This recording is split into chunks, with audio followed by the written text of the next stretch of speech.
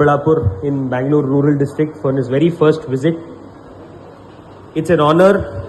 that the ESI hospital, which is a 100-bedded facility, which is currently being run by ESIC, to be inaugurated by you, sir. Along with sir, I also like to welcome Namma Shobha Karandajle Madam ಅವರು ಗೌರವಾನ್ವಿತ ಲೋಕಸಭಾ ಸದಸ್ಯರು ಹಾಗೂ minister of state labour ಡಿಪಾರ್ಟ್ಮೆಂಟ್ಗೆ, ಅದೇ ರೀತಿಯಲ್ಲಿ ನಮ್ಮ ಗೌರವಾನ್ವಿತ ಸಂಸದರು MP ಸಾಹೇಬರು ಡಾಕ್ಟರ್ ಕೆ ಸುಧಾಕರ್ ಸಾಹೇಬರು ಮತ್ತು ಅದೇ ರೀತಿಯಲ್ಲಿ ಶ್ರೀನಿವಾಸನ್ ರವರು ESIC ಮೆಡಿಕಲ್ ಕಮಿಷನರ್ ಅವರು, ಇವರೆಲ್ಲರಿಗೂ ಮತ್ತೊಮ್ಮೆ ದೊಡ್ಡಬಳ್ಳಾಪುರ ತಾಲೂಕು ಆಡಳಿತದ ವತಿಯಿಂದ ಮತ್ತು ತಾಲೂಕಿನ ಜನತೆಯ ಪರವಾಗಿ ಹಾರ್ದಿಕ ಸ್ವಾಗತವನ್ನ ಕೋರ್ತಾ, ಇವತ್ತು ನಮ್ಮೆಲ್ಲರಿಗೂ ವಿಶೇಷವಾಗಿ ದೊಡ್ಡಬಳ್ಳಾಪುರ ತಾಲೂಕಿನ ಸಮಸ್ತ ಕಾರ್ಮಿಕ ಬಂಧುಗಳಿಗೆ ಮೇ 1ನೇ ತಾರೀಕು ಲೇಬರ್ ಡೇ ಅಥವಾ ಕಾರ್ಮಿಕ ದಿನಾಚರಣೆ ಅಂತ ನಾವೇನು ಆಚರಿಸಿದ್ವಿ, ಅದಕ್ಕೆ ಅರ್ಥಪೂರ್ಣವಾದಂತಹ ಒಂದು ಕೆಲಸವನ್ನ ಇವತ್ತು ಕೇಂದ್ರ ಸರ್ಕಾರ, ನಮ್ಮ ಹೆಮ್ಮೆಯ ಪ್ರಧಾನಮಂತ್ರಿಗಳಾದಂತಹ ಶ್ರೀಯುತ ನರೇಂದ್ರ ಮೋದಿಜಿ ಅವರ ನೇತೃತ್ವದ ಕೇಂದ್ರ ಸರ್ಕಾರ ಇವತ್ತು ಡಾಕ್ಟರ್ ಮನ್ಸುಖ್ ಮಾಂಡವ್ಯ ಅವರ ಮೂಲಕ ಈ ಒಂದು ಕಾರ್ಮಿಕರಿಗೆ ಅನುಕೂಲ ಆಗುವಂತಹ 100 ಹಾಸಿಗೆಗಳ ESIC ಆಸ್ಪತ್ರೆಯ ಉದ್ಘಾಟನೆಯನ್ನ ಇವತ್ತು ನೆರವೇರಿಸಿಕೊಟ್ಟಿದ್ದಾರೆ. ಇದು ನಮ್ಮ ಸುದಿನ. ತಾಲೂಕಿನ ಹಲವಾರು ಜನ ಕಾರ್ಮಿಕರು ಸತತವಾಗಿ ಕಳೆದ 3 ವರ್ಷಗಳ ಹಿಂದೆ ಮೇ ತಿಂಗಳಲ್ಲಿ ಏನು ತಾವು ಆಯ್ಕೆ ಮಾಡಿ ನನ್ನನ್ನು ವಿಧಾನಸಭೆಗೆ ಕಳಿಸಿದ್ರಿ, ಅವತ್ತಿಂದನೂ ಸಹ ಈ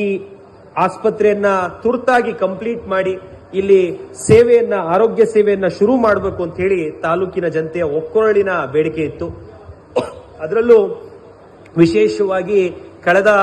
ಡಿಸೆಂಬರ್ ತಿಂಗಳಲ್ಲಿ ನಡೆದಂತಹ ಪಟ್ಟಣ ಪಂಚಾಯಿತಿ ಚುನಾವಣೆ, ಬಾಶೆಟ್ಟಹಳ್ಳಿಯ ಪಟ್ಟಣ ಪಂಚಾಯಿತಿ, ಬಾಶೆಟ್ಟಹಳ್ಳಿಯಲ್ಲಿ ಪೂರ್ತಿಯಾಗಿ ಹೊರ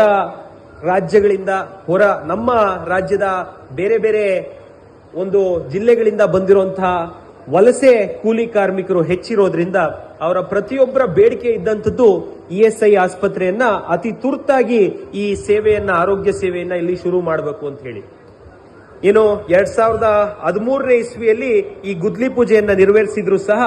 ನಮ್ಮ ಕೇಂದ್ರ ಸರ್ಕಾರ, ಸನ್ಮಾನ್ಯ ಗೌರವಾನ್ವಿತ ನರೇಂದ್ರ ಮೋದಿಜಿ ಅವರ ಕೇಂದ್ರ ಸರ್ಕಾರ ಬಂದ ನಂತರ 2014ರಲ್ಲಿ 2016ನೇ ಇಸ್ವಿಯಲ್ಲಿ ಏಪ್ರಿಲ್ ತಿಂಗಳಲ್ಲಿ ಈ ಕೆಲಸ ಉತ್ತರ ಪ್ರದೇಶ್ ರಾಜಕೀಯ ನಿರ್ಮಾಣ್ ನಿಗಮ್ ಲಿಮಿಟೆಡ್ UPRNNL ಅನ್ನೋ ಒಂದು ಸಂಸ್ಥೆಗೆ ಗುತ್ತಿಗೆಯನ್ನ ನೀಡಲಾಯಿತು. ಈ ಕೆಲಸ ಶುರುವಾಗಿದ್ದು ಫೆಬ್ರವರಿ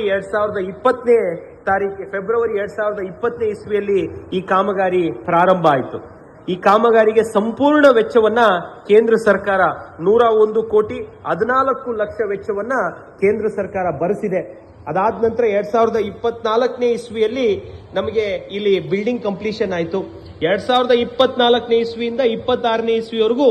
ರಾಜ್ಯ ಸರ್ಕಾರ ಇದನ್ನ ನಡೆಸಬಹುದು ಅಂತ ಹೇಳಿ ಕೇಂದ್ರ ಸರ್ಕಾರ ರಾಜ್ಯಕ್ಕೆ ಒಂದು ಆಪ್ಷನ್ ಕೊಟ್ಟರು ಸಹ ರಾಜ್ಯ ಸರ್ಕಾರದಲ್ಲಿ ಯಾವುದೇ ರೀತಿಯಾದಂತಹ ಕ್ರಮ ಕೈಗೊಳ್ಳದೆ, ಏನು ಬಾಕಿ ಒಂದು 20 ಕೋಟಿ ರೂಪಾಯಿ ವೆಚ್ಚ, ಬಂಡವಾಳ ವೆಚ್ಚ ಏನ್ ಬೇಕಾಗಿತ್ತು ಇಲ್ಲಿ ಆಸ್ಪತ್ರೆಯನ್ನ ಉದ್ಘಾಟನೆ ಮಾಡಲಿಕ್ಕೆ, ಅದನ್ನೂ ಸಹ ಕೇಂದ್ರ ಸರ್ಕಾರನೇ ಕೊಡಬೇಕು ಅಂತ ಕೇಳಿಕೊಂಡಾಗ ನಾನು ನಮ್ಮ ಮೇಡಮ್ ಅವರು, ಶೋಭಾ ಮೇಡಮ್ ಅವರು ಹಾಗೂ ನಮ್ಮ MP ಸಾಹೇಬರು 2024ನೇ ಇಸ್ವಿಯಲ್ಲಿ ಏನು ಆಯ್ಕೆ ಆದ್ರು, ಶೋಭಾ ಮೇಡಮ್ ಅವರು ಅದಕ್ಕೆ ಮುಂಚೆ ಅಗ್ರಿಕಲ್ಚರ್ ಮಿನಿಸ್ಟರ್ ಆದ್ರು, ನಮ್ಮ ಸೌಭಾಗ್ಯ ನಮ್ಮ ಬೆಂಗಳೂರು ಉತ್ತರ ಕ್ಷೇತ್ರದಿಂದ ಗೆದ್ದು ಅವರು ಸಹ ಕಾರ್ಮಿಕ ಇಲಾಖೆಯ ಸಚಿವರು, ಅವ್ರದೇ ಖಾತೆ ಆಯಿತು. ಅವರ ಖಾತೆ ಬಂದ ನಂತರ ಶೋಭಾ ಮೇಡಮ್ ಅವ್ರನ್ನ ನಾನು ಡೆಲ್ಲಿಯಲ್ಲೂ ಭೇಟಿ ಮಾಡಿ ನಮ್ಮ MP ಸಾಹೇಬರ ಮುಖಾಂತರನೂ ಅವರಿಗೆ ಪತ್ರವನ್ನ ಕೊಟ್ಟಾಗ, ನಾವೇ ಕೇಂದ್ರ ಸರ್ಕಾರ ಈ ಆಸ್ಪತ್ರೆಯನ್ನ ನಡೆಸ್ತೀವಿ, ಉತ್ತಮ ಗುಣಮಟ್ಟದ ಆರೋಗ್ಯ ಸೇವೆಯನ್ನ ಕಾರ್ಮಿಕರಿಗೆ ನೀಡಲಿಕ್ಕೆ ಕೇಂದ್ರ ಸರ್ಕಾರ ದಿಟ್ಟ ಹೆಜ್ಜೆಯನ್ನ ತಗೊಳ್ಳುತ್ತೆ, ನಮಗೆ ಸ್ಟೇಟ್ ಗವರ್ಮೆಂಟ್ ಇಂದ ಒಂದು NOC ಕೊಡಿ ಅಂತ ಶೋಭಾ ಮೇಡಮ್ ಅವರು ರಿಕ್ವೆಸ್ಟ್ ಮಾಡಿದ್ರು. ಅದೇ ರೀತಿಯಲ್ಲಿ ನಮ್ಮ MP ಸಾಹೇಬರು ಡಿಪಾರ್ಟ್ಮೆಂಟ್ ಸೆಕ್ರೆಟರಿ ಮುಂದೆಯಿಂದನೇ ನನಗೆ ಬಹುಶಃ 2 ರಿಂದ 3 ಬಾರಿ ಫೋನ್ ಅನ್ನ ಮಾಡಿ, ಇಲ್ಲಿ ನಮ್ಮ ಡಿಪಾರ್ಟ್ಮೆಂಟ್ ಅಲ್ಲಿ ಸಂತೋಷ್ ಲಾಡ್ ಅವರು ಹಾಗೂ ಏನು ರೋಹಿಣಿ ಸಿಂಧೂರಿ ಅವರು ಅವಾಗ ಸೆಕ್ರೆಟರಿ ಇದ್ರು, ಅದಾದ ನಂತರ ದಿನೇಶ್ ಅಂತ ಹೇಳಿ IFS ಆಫೀಸರ್ ಅವರು ಇಲ್ಲಿ ಬಂದು ESIC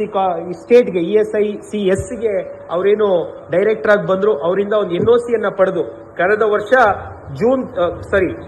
ವರ್ಷ ಜೂನ್ ತಿಂಗಳಲ್ಲಿ ಪ್ರಸ್ತಾವನೆಯನ್ನ ಕೊಟ್ಟಿದ್ದಕ್ಕೆ ಈ ವರ್ಷ ಜನವರಿ ತಿಂಗಳಲ್ಲಿ ಒಂದು NOC ಯನ್ನ ರಾಜ್ಯ ಸರ್ಕಾರ ನಮಗೆ, ಕೇಂದ್ರನೇ ಇದರ ನಡೆಸೋದ್ರಲ್ಲಿ ನಮ್ಗೆ ಯಾವುದೇ ತಾಪತ್ರೆಯ ತಕರಾರು ಇಲ್ಲ ಅಂತ ಹೇಳಿ NOC ಕೊಟ್ಟ ನಂತರ ನಮ್ಮ ಮೇಡಮ್ ಅವರು, ಶೋಭಾ ಮೇಡಮ್ ಅವರು ಹಾಗೂ ನಮ್ಮ MP ಸಾಹೇಬರು ಮನ್ಸುಖ್ ಮಾಂಡವ್ಯ ಸಾಹೇಬ್ರ ಒಂದು ಗಮನಕ್ಕೆ ತಂದು ಇದನ್ನ ಥರ್ಡ್ ಪಾರ್ಟಿ ಯಾರಿಗಾದ್ರೂ ಕೊಡಬಹುದಾ ಒಂದು ಯೋಚನೆ ಮಾಡಿ, ಅದಾದ ನಂತರ ಇಲ್ಲ ಕೇಂದ್ರ ಸರ್ಕಾರದ ESIC ಕಾರ್ಪೊರೇಷನ್